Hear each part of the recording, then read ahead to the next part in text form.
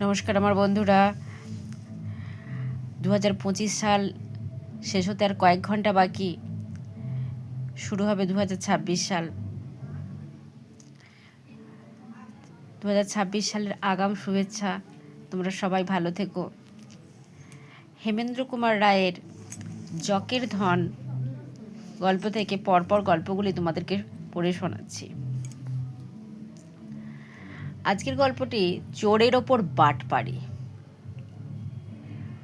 কুমারের বন্ধু বিমল কুমারকে বলছে, বিপদ দেখলে আমার আনন্দ হয়। তার পরের গল্পটি। সেদিন অমাবস্যা। চারিদিকে অন্ধকার যেন জমাট বেঁধে আছে। কেবল জোনাকিগুলো মাঝে মাঝে পিটপিট করে জ্বলছে, ঠিক যেন আধার রাক্ষসের রাশি রাশি আগুন চোখের মতন। আমাদের বাড়ি কলকাতার প্রায় বাইরে। সেখানটা এখনো শহরের মতো ঘিঞ্জি হয়ে পড়েনি। বাড়িঘর খুব তফাতে তফাতে, গাছপালাই বেশি, বাসিন্দা খুব কম। অর্থাৎ নামেই কলকাতায় থাকি, এখানটা আসল কলকাতা বলা যায় না। আমাদের বাড়ির পরে একটা মাঠ, সেই মাঠের একপাশে একটা কচু বনের ঝোপ। ভেতরে বিমল আর আমি সুযোগের অপেক্ষায় লুকিয়ে বসে আছি। মাঠের অপারে করালির বাড়ি। মশার আমাদের সাড়া পেয়ে আজ ভারী খুশি হয়ে ক্রমাগত ব্যান্ড বাজাচ্ছে, বিনি পয়সায় ভোজের লোভে। সে তল্লাতে যত মশা ছিল,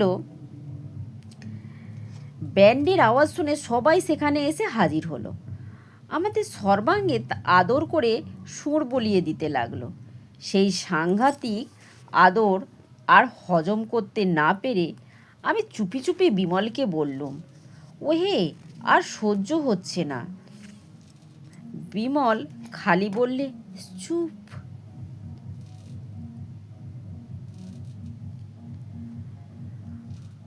আর চুপ করে থাকা যে কত শক্ত তা বুঝছো না? বুঝছি সবই।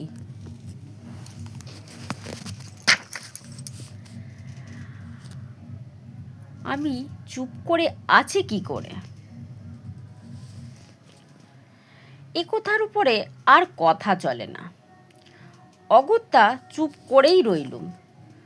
ক্রমে হাত, মুখ, পা যখন ফুলে প্রায় ঢলে উঠল, তখন নিশুদ রাতের বুক কাঁপিয়ে গির্জে ঘড়িতে ঢং করে একটা বাজল। বিমল উঠে দাঁড়িয়ে বললে, এইবার সময় হয়েছে। আমি তৈরি হয়েই ছিলাম। এক লাফে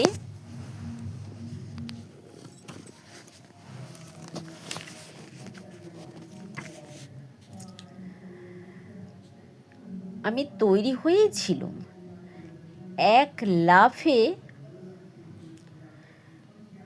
ঝোপের বাইরে এসে দাঁড়ালুম। বিমল বললে, আগেই মুখোশটা পরে নাও। বিমল আজ দুপুরবেলা রাধাবাজার থেকে দুটো দামি বিলেতি মুখোশ কিনে এনেছে।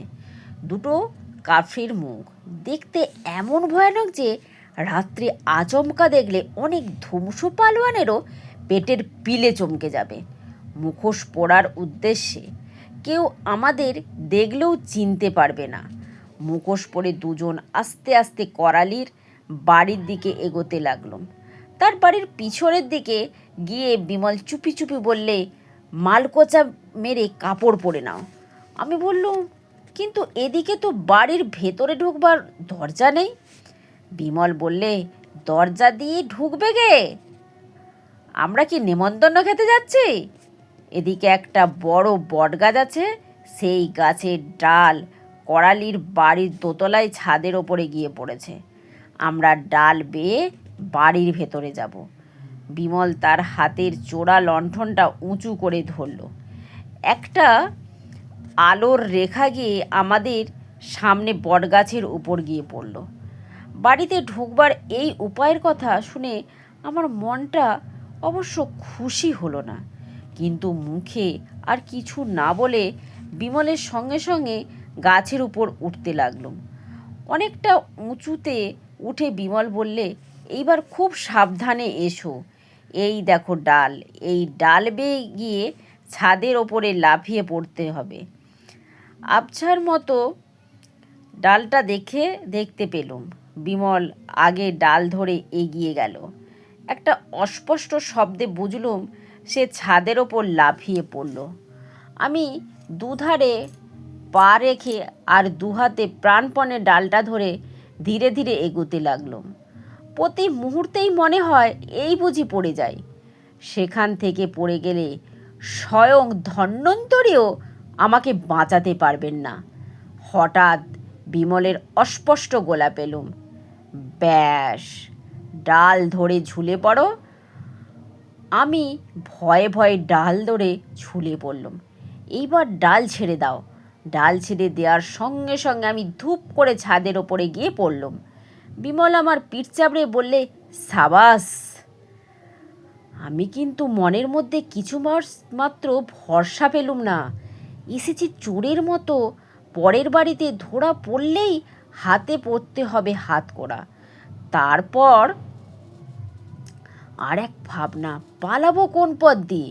লাফিয়ে তো ছাদে নামলুম, কিন্তু লাফিয়ে তো আর উঁচু ডালটা ফের ধরা যাবে না।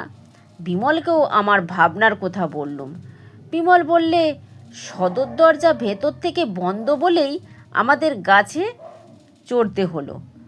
পালাবার সময় দরজা খুলে পালাবো, কিন্তু বাড়িতে দারোয়ান আছে যে, তার ব্যবস্থা পরে করা যাবে। এখন চলো দেখি নিচে নামবার সিঁড়ি কোন দিকে, পা টিপে টিপে এসো। ছাদের পশ্চিম কোণে সিঁড়ি পাওয়া গেল। বিমল আগে নামতে লাগলো, আমি রইলুম পিছনে। সিঁড়ি দিয়ে নেমেই একটা ঘর। সেই দরজায় কান পেতে চুপি চুপি আমাকে বললে, এ ঘরে কে ঘুমোচ্ছে, তার নাক ডাকছে। চোরা লণ্ঠনের আলোয় পথ দেখে আমরা দালানের ভিতর গিয়ে ঢুকলাম। একপাশে 3টে ঘর, সব ঘরই ভেতর থেকে বন্ধ। বিমল চুপ করে দাঁড়িয়ে দাঁড়িয়ে ভাবতে লাগলো। আমি তো একেবারে হতাশ হয়ে পড়লুম। এত বড় বাড়ি, ভিতরকার খবর আমরা কিছুই জানি না। এতটুকু একটা মোড়ার মাথা কোথায় লুকিয়ে আছে, কি করে আমরা খোঁজ পাবো?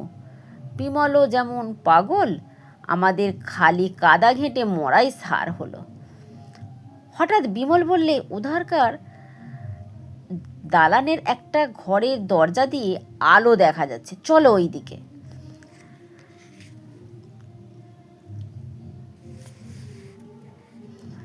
বিমল আস্তে আস্তে সেই দিকে ঘরের সামনে গিয়ে দাঁড়ালো। দরজাটা ঠেলতে একটু খুলে গেল। ফাঁক দিয়ে উঁকি মেরে বিমল খানিকক্ষণ কি দেখলে, তারপর ফিরে আমার কানে কানে বললে, দেখো। দরজার ফাঁক দিয়ে যা দেখলুম তাতে আনন্দে আমার বুকটা নেচে উঠল। টেবিলের ওপর মাথা রেখে করালি নাক ডাকিয়ে ঘুমোচ্ছে, আর তার মাথার কাছেই পড়ে আছে আমরা যা চাচ্ছি তাই, সেই মরার মাথাটা। করালি নিশ্চয়ই সংকেতগুলোর অর্থ বুঝবার চেষ্টা করছিল। তারপর কখন হতাশ ও শান্ত হয়ে ঘুমিয়ে পড়েছে।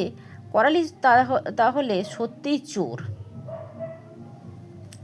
বিমল খুব সাবধানে দরজাটা আর একটু খুলে পায়ের আঙুলে ভর দিয়ে ঘরের ভেতর গেল।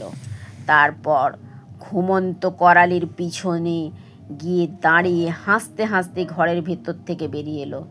এত সহজে যে কেল্লা ফতে হবে এ আমি ভাবিনি। এইবার পালাতে হবে। একবার বাইরে যেতে পারলেই আমরা নিশ্চিন্ত। আর আমাদের পাইকে দুজনে একতলায় গিয়ে নামলুম। উঠান পার হতেই সদর দরজা, কিন্তু কি মুশকিল!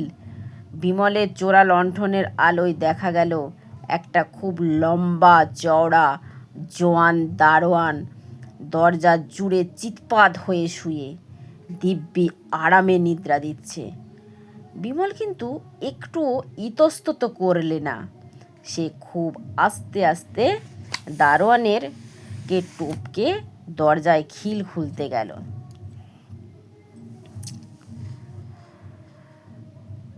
ভয়ে আমার বুক ঢিপ ঢিপ করতে লাগলো। একটু শব্দ হলেই সর্বনাশ। কিন্তু বিমল কি বাহাদুর, সে এমন সাবধানে দরজা খুললে যে একটুও শব্দ হলো না।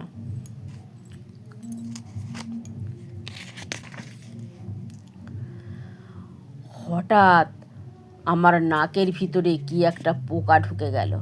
সঙ্গে সঙ্গে হ্যাঁচু করে খুব জোরে আমি হেঁচে ফেললুম। দারোয়ানের ঘুম গেল ভেঙে। বাজখাই গলায় সে চেঁচিয়ে উঠল, কোন হ্যাঁ রে?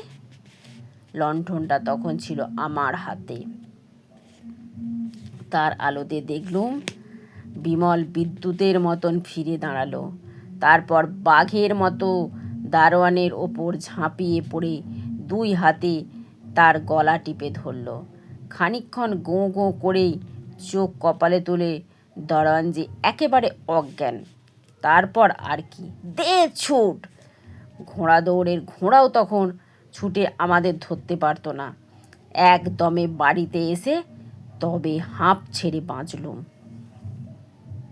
আজকের গল্পটা এখান পর্যন্ত। তোমাদের যদি ভালো লাগে আমার এই গল্পগুলো, তোমরা একটু কমেন্ট করো, তাহলে বুঝতে পারবো তোমাদের ভালো লাগছে। তোমরা কমেন্ট করো, শেয়ার করো, সাবস্ক্রাইব করো, বেশি বেশি করে সাবস্ক্রাইব করো।